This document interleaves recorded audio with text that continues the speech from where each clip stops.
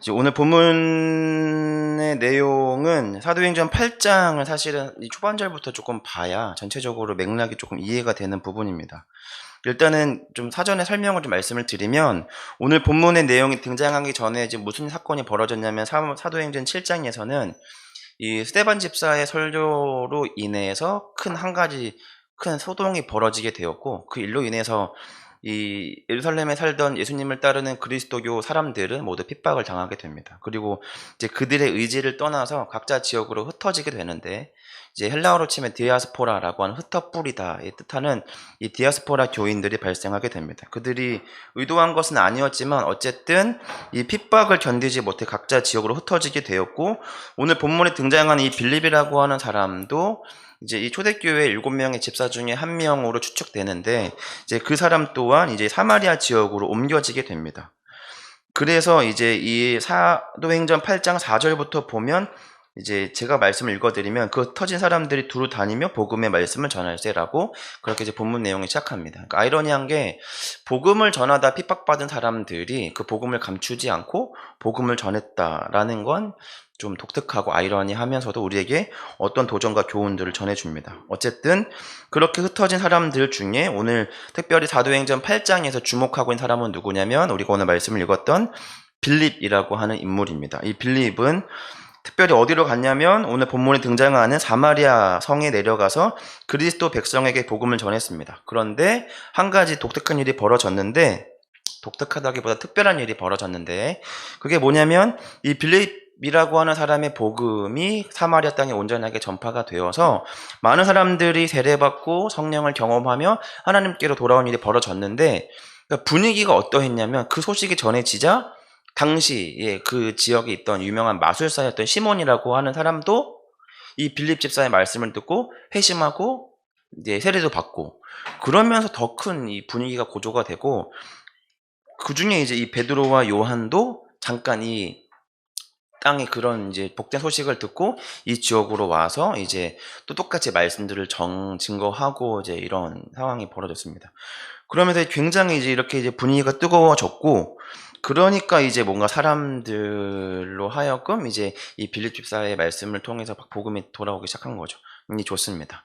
어쨌든 이제 오늘 그런 분위기 속에서의 이제 오늘 본문이 시작됐는데, 그러면서 이제 무슨 일이 벌어졌냐면, 오신 26절, 잠깐 PPT 한번 다시 26절로 넘어가 주시면, 그때 이런 상황입니다. 그러니까 사마리아 땅의 빌립 집사를 통해서 복음이 완성되며 이렇게 세워져 가고 전파되고 많은 사람들이 주님께로 돌아와서, 이 성경에서 이제 뭐라 기록하냐면, 많은 또는 무리 이런 사람들이 주님의 말씀을 들으러 왔고 이렇게 복음을 듣고 합니다.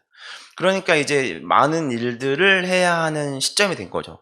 시간도 됐고 또 장소도 됐고, 그러니까 일도 이제 많아지고, 그러니까 이제 빌립 집사는 여기서 할 일이 많아진 겁니다. 교회도 세워야 되고 사람들을 세워서 하나님의 거룩한 백성들로 세우는 일들을 이제 해야 합니다. 그런데 26절, 주의 사자, 우리가 아는 뭐 성령, 뭐 천사, 하나님으로 기록되는 이 주의 사자가 빌립에게 말해서 한 가지 명을 하는데, 그게 뭐냐면, 사마리아 땅에 더욱 충성히 열심히 잘 감당해라, 잘하고 있다가 아니라, 일어나 남쪽으로 향해라. 그리고 어디로 가냐면 가사로 내려가는 길로 가라는 거죠. 그러니까 가사라고 하는 지역이 아니라 가사로 내려가는 길이라고 하는 겁니다. 그러니까 지금 이게 지도상으로 보면 이 사마리아 지역에서 이 가사로 내려가는 길까지로 치면 한 130km라고 합니다. 그러니까 중간에 한 50km 정도는 사막 지역으로 예상이 되고 80km는 그냥 일반 이제 이렇게 길이 되는데, 그러니까 130km를 거쳐서 어딘가를 가야 할 일이 지금 이제 빌립에게는 있다. 그런데 우리가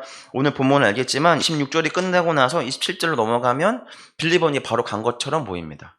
그러니까 이 빌립 입장에서 열심히 이 일들을 하면서 이렇게 사마리아 땅에도 이렇게 뭔가 나름대로 반응이 있고, 이런 상황에 주의 사자를 통하여 어디로 가라는, 이 가사로 내려가는 길로 가라라고 하는 말을 듣게 된 겁니다. 그러니까 이제 빌립은 좀 궁금할 수 있잖아요. 내가 뭐 잘못했나요? 뭐 이렇게도 물어볼 수 있고, 거기에는 또 많은 일들이 거기에 있나요, 하나님? 뭐 이렇게 질문할 수 있을 것 같은데, 그 어떤 질문적 소요되는 시간이 성경에는 기록되어 있지 않습니다. 질문을 했는지 안 했는지는 모르나, 그러나 우리가 이 말씀을 통해서 예측할 수 있는 건 뭐냐면, 출애굽기에서 그 호렙산에서 하나님께 떨기나무의 그 불 가운데 모세를 부르신 것 같은 가라 안 됩니다. 가라 뭐 저는 입술이 뭐 부족한 자에서 그 입술을 내가 만들어서 그냥 가. 넌 저 너무 부족합니다. 그런데도 가라. 이 소요되는 것이 없었던 걸로 봤을 땐 적당한 의심과 거부가 있을지라도 크게 뭔가 이 모세 때와 같은 이 거부적인 반응들 없이 자연스럽게 주의 사자의 명을 따랐던 것으로 보입니다. 사실은 이게 그 어떤 일을 하는 사람 또 성과를 내고 특히나 이렇게 사역자에게는 굉장히 유혹인 거잖아요. 말씀을 전하는데 그 말씀에 대한 열매가 맺혀지는 현장을 이제는 내가 두고 나와야 된다라고 하는 건 이건 사역자에게는 굉장히 어려운 일입니다. 왜냐하면 이런 일은 사도행전 8장의 빌립 집사에게만 있던 것이 아니라 나중에 그 뒤에 보면 나중에 사도 바울이 어느 지역에 가서 복음을 전하는데 하나님은 지금 아시아 지역이 아니라 유럽 지역으로 옮기기를 원하는데 사도 바울이 복음을 전하는 그 지역마다 많은 사람들이 주님께로 돌아오니까 사도 바울이 그 아시아 지역을 떠나지 못하자 성령께서 강권한 능력으로 이 바울에게 말씀하여 바울이 가야 할 길로 일러주시기도 했습니다. 그러니까 오늘 이제 본문을 보면 나름대로 일을 잘하고 있는 거죠.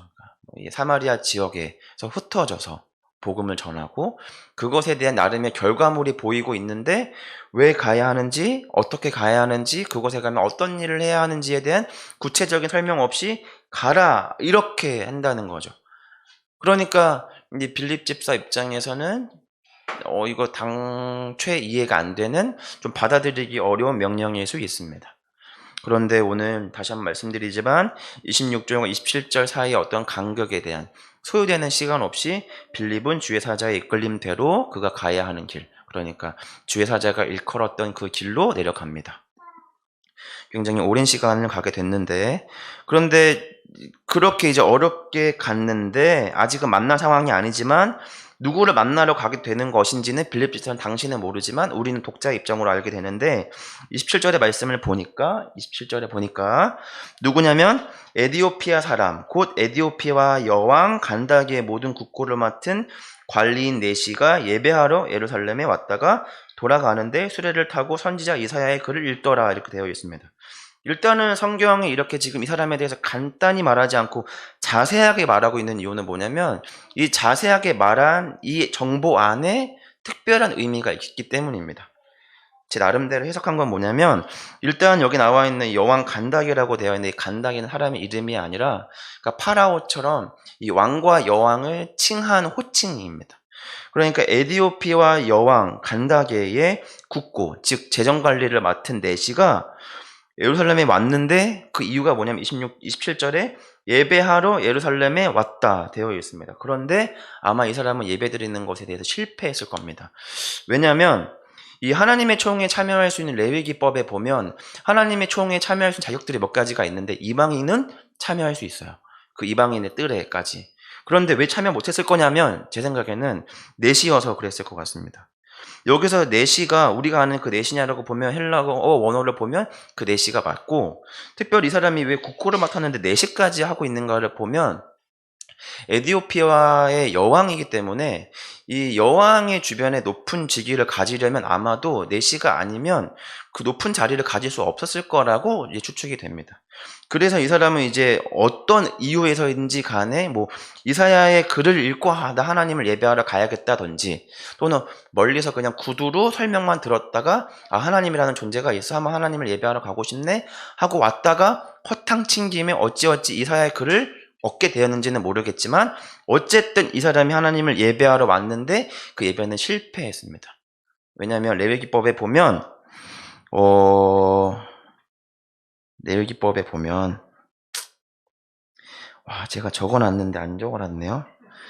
제가 몇 장 몇 절인지는 모르겠지만 분명히 있습니다. 몇 장 몇 절에 있는지는 정확하게 모르겠지만 레위기 보면 그 고자는 하나님의 예배에 참여할 수 없다. 하나님의 총회에 참여할 수 없다라는 레위기법에 따라 이 사람이 이방인임에도 불구하고 이방인들에도 못 들어가는 자격이 이제 있는 거죠. 그러니까 못 들어가는 자격. 그러니까 못 들어간 상태인 거죠. 그렇게 하나님을 예배하러 왔는데 예배를 드리지 못하고 허탕쳐서 돌아가는 길에 그냥 수레에서 뭘 보고 있냐면 이사야의 글을 이제 때마침 이제 읽고 있었다. 그래서 이제 29절에 성령이 빌립더러 이르되 이 수레로 가까이 나아가라. 그러니까 이 수레라고 되어 있는데 정확하게 이제 그 헬러 원어를 보면 저 마차 이렇게 되어 있거든요. 그러니까 저 마차로 가라. 아마도 이제 나름대로 에디오피아와 여왕 간다게의 국고를 맡은 내시니까 마차가 한 대, 뭐 마수가 한 명 이렇게 오지 않았을 거란 말이죠. 꽤 나름대로 좀 이렇게 행렬이 있는 거였기 때문에 마차들 중에 어떤 걸로 가야 될지 몰랐을 텐데, 그러니까 성령님이 저 마차야 이렇게 말씀하신 것 같아요. 저 마차 해가지고 그 마차로 갔는데 거기서부터는 이제 성령님의 개입이 없습니다. 그렇게 갔는데 빌립이 달려가서 보니 이제 뭘 봤냐면 30절에 선지자 이사야의 글 읽는 것을 듣고 말하되 이렇게 된 거죠. 그러니까 이 사람이 이제 이사야의 글을 읽고 있는 것을 이제 보게 된 겁니다. 그리고 나서 이제 빌립이 이제 물었습니다. 읽고 있는 것을 깨닫습니까? 하되 31절에 지도해주는 사람이 없으니 어찌 깨달을 수 있겠느냐 하고 빌립을 청하여 수레에 올라 같이 앉으라 하니라 하며, 이제 제가 오늘 너무 본문이 너무 길어가지고 조금 중간 잘랐는데, 그래서 32절부터는 이제 빌립이 이제 이 내시에게 이사야의 그 성경 구절을 알려줬는데, 때마침 어느 본문이었냐면 도살장에게로 가는 양과 같이 끌려갔고 털 깎는 자 앞에 어린 양같이 조용함같이 그의 입을 열지 아니하도다. 그래서 이 그가 누군가? 그는 예수 그리스도다라고 하는 복음을 전하게 됩니다. 제가 오늘 설교 제목을 그냥 돌아갈 인생이 아니기에라고 제가 잡았던 이유는, 지금 하나님께서는 사마리아 땅에 많은 무리가 필요로 하는 빌립을 굳이 떼어 지금 어디로 보내시냐면 130km의 긴 여정 속에 누구를 만나게 하시냐면 이제 유대인 입장에서 보면 이방인인 한 사람을 만나게 합니다.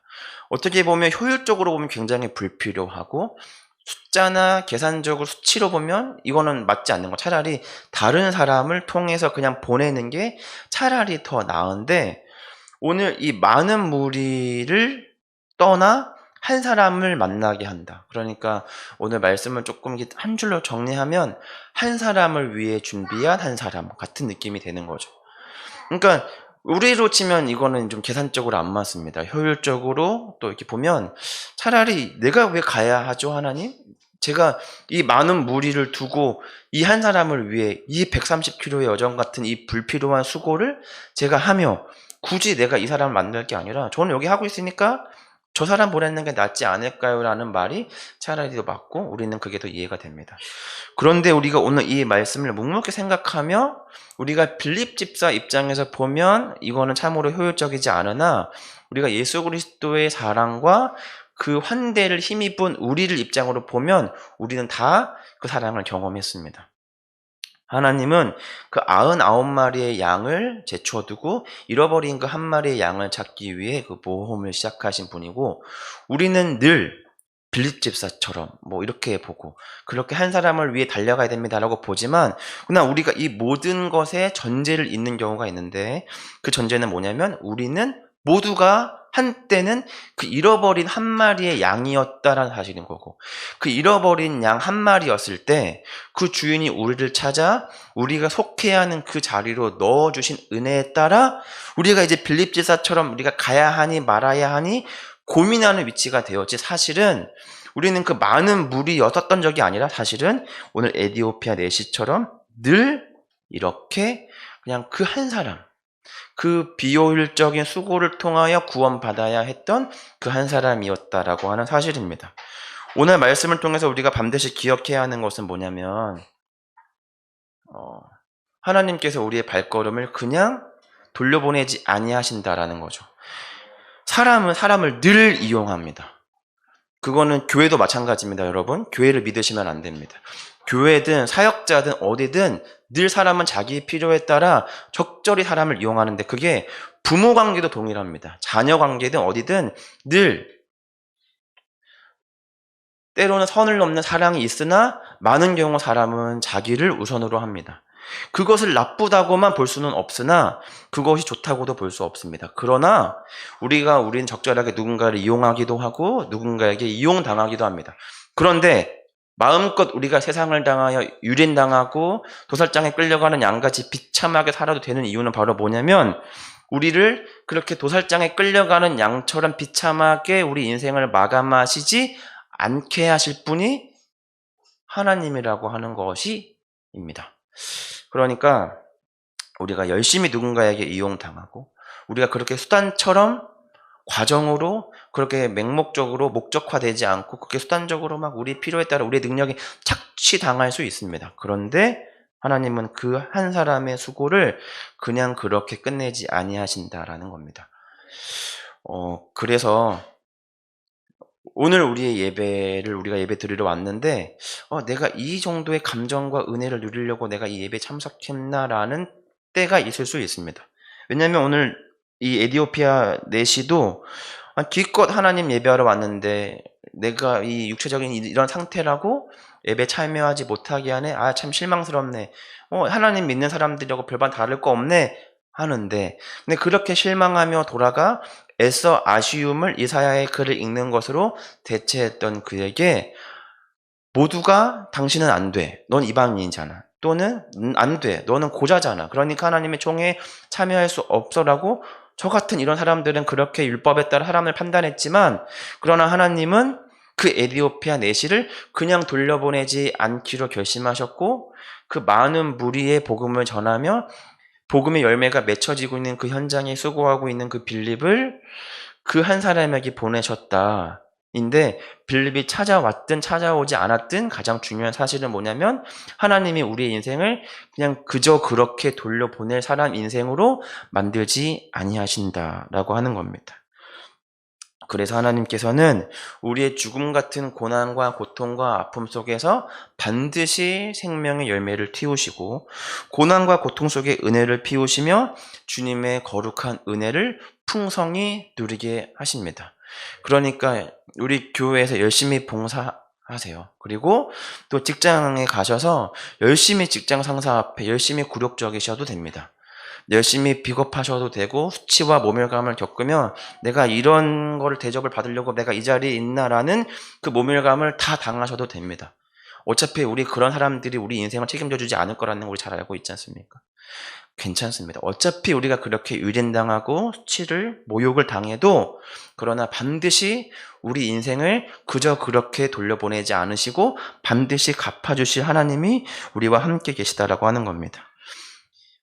한 가지만 말씀을 전하고 오늘 말씀을 정리하고자 합니다. 이스라엘 백성들이 애굽에서 400년간의 종살이를 했습니다. 하나님께서 모세를 부르시며 그에게 약속하신 것 중 한 가지가 뭐냐면 이스라엘 백성들이 출애굽을 할 때 그냥 빈손으로 그들이 나가지 않게 하겠다. 그들 손에 그들이 그동안 노예로 수고했던 모든 수고에 대한 정당한 값을 다 치를 수는 없더라도 그들에게 반드시 그들 손에 무언가를 하나씩 안고 가겠다 했는데 출애굽기 13장에서 그들이 이제 그 10가지 재앙을 통하여 출애굽을 할 때 그들 손에 각자 수고한 대로 하나님의 그 막 폐물들이 그들 손에 이렇게 막 들려 있었다. 금은과 은과 뭐 양과 뭐 이런 폐물들을 잔뜩 안고 왔습니다. 내가 왜 이 종살이를 하고 있나라는 의심이 우리 인생에 더 많은 순간들이 있습니다. 그러나 하나님은 우리의 인생을 그저 그렇게 너 내가 은혜 베풀었는데 네가 뭘 더 바래 라고 하지 않으시고 그 풍성한 은혜 또 실질적으로 이 땅에서 우리가 누릴 수 있는 그 무언가들을 저 여러분 삶 속에 부여하십니다. 그러니까 다시 한번 말합니다. 교회에서 열심히 봉사하셔야 합니다. 또 직장 가셔서 열심히 자존심 뭉개 가시면서 열심히 일하십시오. 괜찮습니다. 하나님이 저와 여러분의 인생을 그냥 돌려보내지 않으십니다. 우리 은혜 베풀어 주시고 또 우리 한 사람 한 사람 인생에 붙들어 주실 주님을 기억하며 살아가는 저와 여러분 모두가 되시기를 간절히 소망합니다. 기도하겠습니다. 하나님 감사합니다. 보잘것없고 또 참으로 부족한 우리의 인생을 그냥 돌려보내지 아니하시고 왔다 그냥 가는 인생으로 끝내지 아니하시고 어떤 효율적인 모든 것들을 떠나 가장 귀한 우리를 위하여 그렇게 비효율적으로 우리를 구원하시는 주님의 사랑과 은혜를 우리가 말씀을 통하여 경험합니다. 하나님, 우리 인생이 그냥 돌아가지 않을 것이라는 것을 알기에 우리가 오늘도 우리에게 주어진 삶의 자리에서 우리가 수고하기를 원합니다. 고난을 감당하기를 원합니다. 그 어려운 책임의 자리를 우리가 묵묵히 걸어가기를 원합니다. 주여 우리 인생을 붙들어 주시고 우리를 붙드시고 이끌어 주시고 인도하시는 주님의 거룩하신 그 길로 온전히 순종하며 나아가게 하여 주시고 사람에게 무언가를 기대하는 인생이 되지 않게 하시고 하나님께서 언젠가 우리 인생과 삶을 붙들어 주실 거라고 하는 기대감으로 오늘도 주님을 향하여 나아가는 우리 인생 되게 하여 주셨소서. 이 모든 말씀 살아계신 예수님의 이름으로 기도합니다. 아멘.